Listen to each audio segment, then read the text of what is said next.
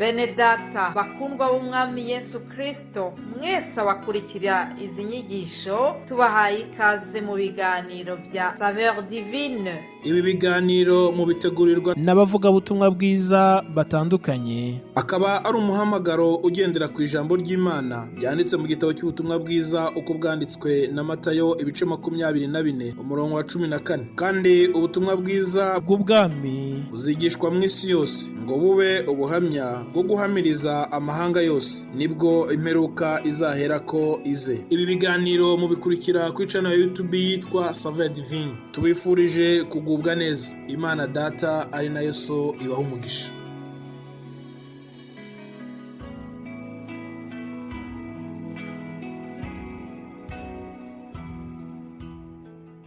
Yesu ashimwe, nshuti z'umusaraba bakundwa mwese abakurikira ibiganiro bya Saveur Divine. Amahoro ya Kristo n'abane namwe. Nejejwe n'Imana mu mutima wanjye, nshimiye Yesu ko ampaye uyu mwuka duhumeka w'abazima, kuba nkiri muzima, kuba nshoboye kugaruka kuvugana namwe ni iby'igiciro. Buri munsi Imana itwongereye mufata nk'aho ari umunsi udasanzwe. Musanzwe mumenyereye yuko mbaha ijambo ry'Imana ku wa mbere gusa, ubundi mugakomezanya na bene data, ariko uyu munsi ndagarutse nanone kugira ngo mbahe ijambo. Uwari kubagezaho ubutumwa bwiza ntabwo yabonetse uyu munsi, ariko azakomeza n'ikindi gihe. Byose rero bihuriza hamwe kutuzanira ibyiza. Mwari mumenyereye yuko ntanga ubutumwa mu rurimi rw'igifaransa gusa ku wa mbere, akaba ariho mvugana namwe mu kinyarwanda, ariko n'uyu munsi bibaye ngombwa yuko ngaruka. Imana hari icyo iduteganyirije uko byagenda kose. Ijambo ry'Imana ntabwo rihinduka, kandi ijambo ry'Imana aho riziye hose riza rifite ubutware. Nababwiye ejo yuko tuzaganira ku byerekeranye n'abana, uburyo Imana yubaha abana, Imana ikunda abana, kandi twabonye ko abana ari umugisha uturuka ku Uwiteka. Uyu munsi rero nje gukomeza iryo jambo ryerekeranye n'abana. Hanyuma ndashaka tuvuge ku mwana umwe udasanzwe witwa Yefuta. Tumusoma mu gitabo cy'Abacamanza. Reka turebe inkuru zerekeranye n'uwo mwana udasanzwe. Abacamanza igice cya 11 niho tubona inkuru ye. Reka mpasome mu izina rya Yesu. Imana ikomeze duhana umugisha. Ikaze mu gukurikira iki kiganiro. Ndifuza yuko wagira icyo wunguka mu magambo tugiye gusangira. Umutwe w'ijambo w'uyu munsi nawise ngo uri uw'igiciro mu maso y'Imana. Haleluya. Birashoboka yuko hari ibyo bakubwiye byaguciye intege, byatumye wumva wiyanze. Birashoboka ko amateka yawe yaba atuma wumva nta gaciro ufite imbere y'Imana, ariko uyu munsi Imana ije kukubwira ngo humura, uri uw'igiciro imbere yanjye. Imana ishimwe. Yefuta yari umwana w'igiciro imbere y'Imana, nubwo amateka yerekanaga yuko ari umwana udafite uburenganzira bwo gukundwa nk'abandi, ariko Imana yo yaramurebye imubonamo umwana udasanzwe. Reka rero dusome amateka ya Yefuta. Abacamanza 11 haravuga ngo nuko Yefuta w'umugileyadi yari umunyembaraga w'intwari, kandi yari umwana wa Maraya, kandi Gileyadi niwe bamubyaranye. Ngo ariko umugore wa Gileyadi amubyarira abahungu. Abo bamaze gukura birukana Yefuta, baramwerurira bati nta mugabane ufite mu bya data, kuko uri umwana w'undi mugore.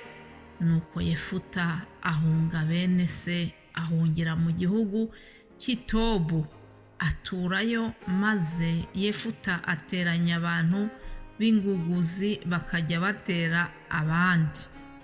Hahise iminsi abamoni barwanya abisirayeli, nuko abamoni bakibarwanya abakuru b'i Galeyadi batuma kuri Yefuta ngo acikuke ave mu gihugu cy'i Tobu.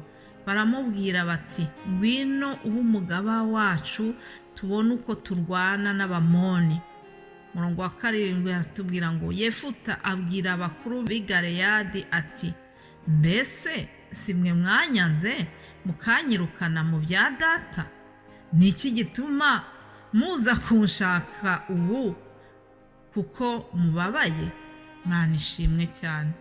Ndashimira Imana yacu kuko ari Imana y'urukundo, ari Imana y'imbabazi nyinshi, Imana ijya ihindura amateka y'umuntu. Uyu mwana witwa Yefuta yari yaravutse mu buryo butemewe n'amategeko, niko navuga.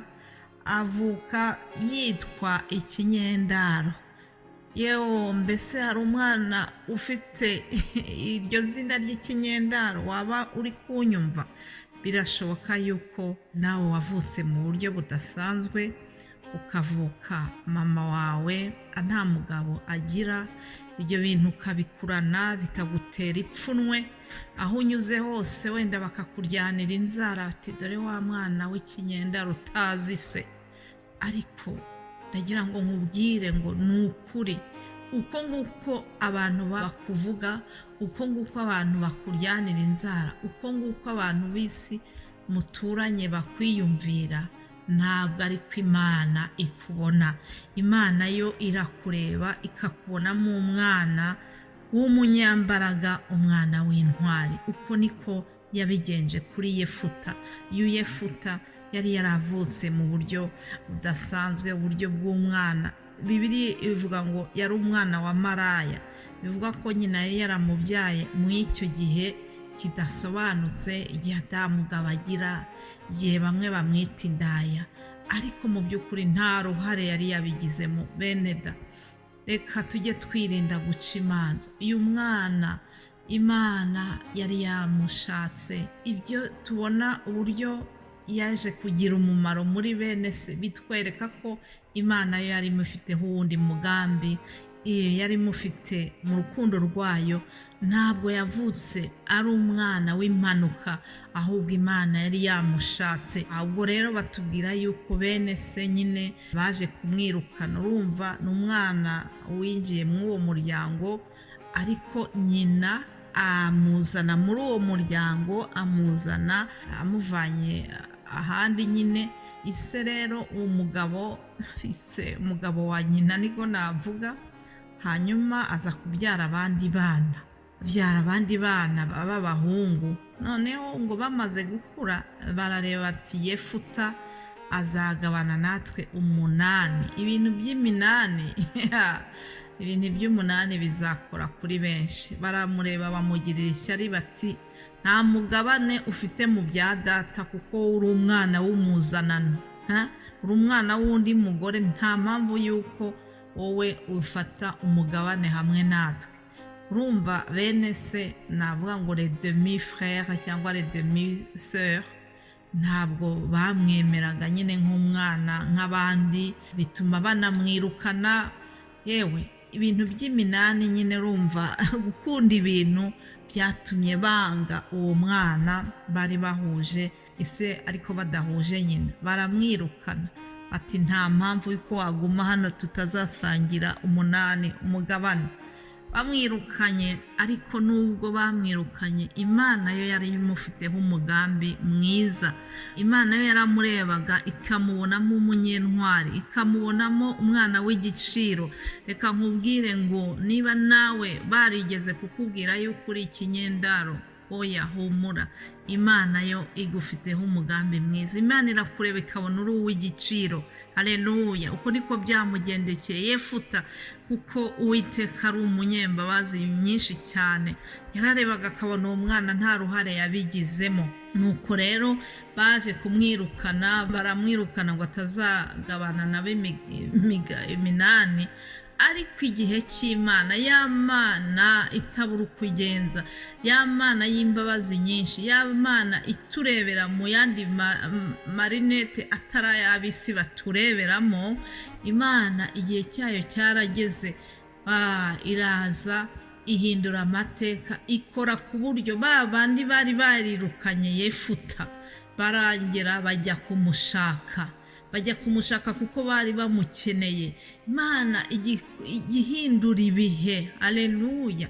Abari bakwanze bakaza bakaba bakwinginga ngo mwongere mukundane kandi barakwirukanye, nabo niko byagenze. Baraza baramuhamagara kugira ngo azabafashe kurwanya abanzi babo. Imana kuko yari yamuhaye faveri idasanzwe, igikundiro n'igitinyiro kidasanzwe, babandi bene se baza kumukenera. Nuko rero Yefuta abafasha kurwanya abanzi babo kandi barabatsinze. Imana ishimwe cyane. Nari naje kukubwira ngo uri uw'igiciro imbere y'Imana. Ibyo abantu bakuvugaho, ibyo ababyeyi bawe baba barakurenganyijemo, ariko uko biri kose ndagira ngo nkubwire ko ntabwo uri impanuka, ahubwo imbere y'Imana warakunzwe. Imana yemeye kubaho kubera ko yabonaga ko uri uw'igiciro mu maso yayo. Narinje kukubwira ngo Yefuta Imana yaramukunze nk'uko nawe igukunda. Yesu aduhana umugisha. Shalom.